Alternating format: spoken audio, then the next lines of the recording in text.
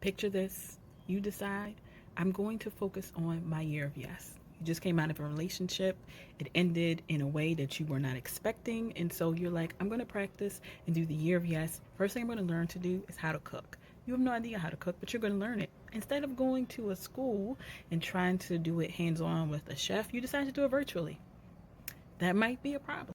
So you decide to do it virtually, and what ends up happening is the first time you almost burn down your kitchen, right? So the fire department comes. Second time, your friend comes over and she's like, let's do this together. You can't be by yourself, right? Because when fire happens, you freeze up. Like fight or flight, you just freeze. So what you decide to do when your friend comes over is you're going to make a different thing together. You're doing really well. And then the stove catches on fire.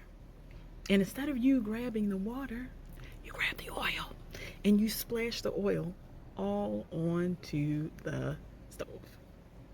Fire. Fire department comes. They're like, again? Like this? Maybe you shouldn't. Maybe you should just leave the stove alone. But this time they come with a nice looking fella, right? And so your friend sees one of the guys and she's tapped in, and then the other guy sees you and is like, oh. And you're like, oh. And then together you're like, oh. I love this book because it was such a cute, like, little moment where you were able to see a woman who is in her space to say, I want to start over, but she's afraid. And you have this guy who wears his heart on his sleeve. He loves love. He's tired of getting his heart broken, but he's willing to try again.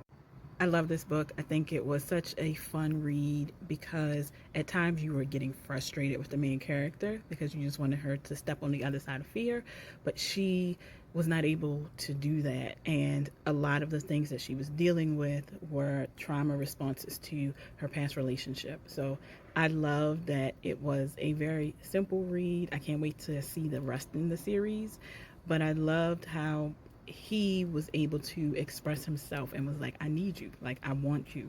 I want to be your person. Let me show you some of the dialogue that was in this. Look at this one. Well, if it's my charm, then you have to accept that your aura illuminates everything beautiful about you. That's the first. This I thought was so important. This is the main character talking to herself. And she's like, that's when I realized instead of losing myself in the present, I lost myself in my fears.